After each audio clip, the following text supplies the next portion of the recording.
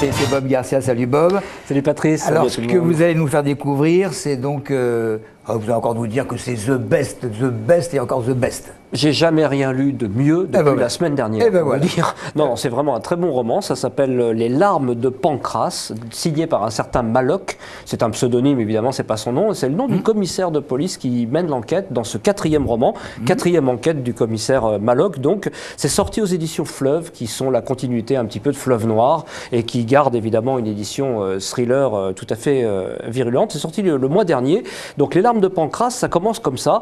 Jean de Renon, qui est un propriétaire d'un grand cru classé dans le Bordelais, et rentre chez lui, dans son château, le soir, tranquillement, et plaf, il se fait buter. On peut demander à Philippe de mimer un peu. Donc, il rentre chez lui. Ah, il arrive. Bon, t'es mort, tu joues plus. C'est avec lui. Et donc, 10 ans de théâtre quand même. Ça se sent. Et alors, devine qui a buté. C'est sa femme. Oui.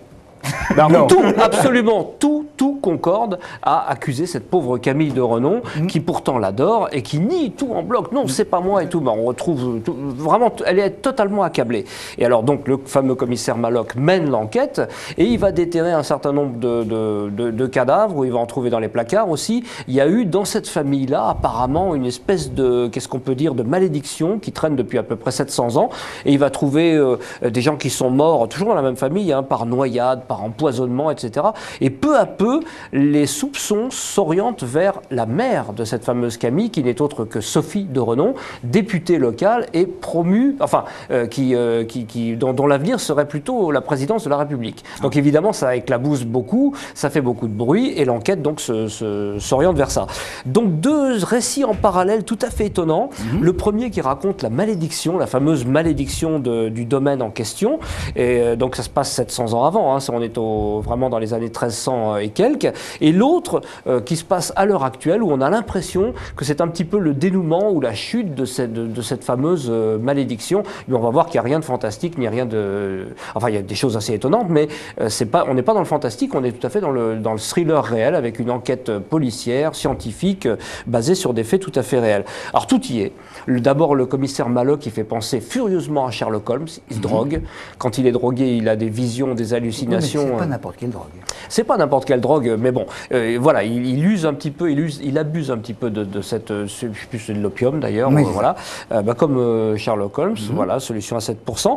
Il y a un meurtre, il y a des meurtres en chambre close, donc on est ramené dans le roman d'énigmes pur et dur du 19e siècle. C'est sympa, et ça. Voilà, et alors surtout, le plus intéressant de tout, c'est la qualité d'écriture de ce Maloc, donc qui s'appelle en réalité J.D. Bruet-Ferréol. J'ai du mal à trouver son nom, Maloc étant son pseudonyme. Il écrit extrêmement bien, et je vous assure que dans la production du polar actuel, trouver un auteur qui écrit aussi bien que ça devient rarissime. Donc c'est ce qui me fait dire que c'est un excellent roman.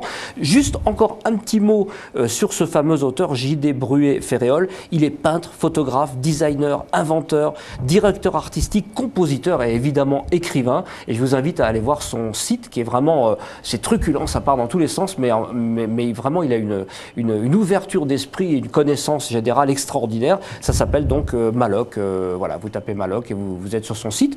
Et donc, il est même peintre numérique. Peintre numérique. Non, mais il a plein de talents, il faut aller vraiment sur son site, c'est extraordinaire. Et il écrit merveilleusement bien. Je ne sais pas d'où il sort ce gars-là, mais j'ai vraiment envie de faire sa connaissance. Les larmes de Pancrace, donc un thriller sorti aux éditions Fleuve et dû donc à la plume de Maloc. Et pourquoi Pancrace ? Ah, Pancrace, c'est le nom d'un propriétaire, donc du propriétaire du cru, qui, donc dans les années 1300 et quelques. Donc on raconte l'histoire de Pancrace. Le sang a coulé à cause de lui, et donc il aurait enclenché en quelque sorte cette malédiction sur son. C'est quand même marrant ça. Sur Pancrace, le sang, le bordeaux, généralement rouge. Alors que Pancrace, dans l'Antiquité grecque, c'était une technique de combat où tous les coups étaient permis, même les coups mortels. Les deux seules choses qui étaient interdites, c'est de s'arracher les yeux et de se mordre. Ah, c'est ça, c'est une technique. Ah, d'accord. Okay. Bah, le nom, j'ai pas trouvé d'étymologie sur le nom, j'ai même pas cherché en fait. J'ai cherché. Ah bah voilà, formidable. On apprend toujours quelque chose avec vous.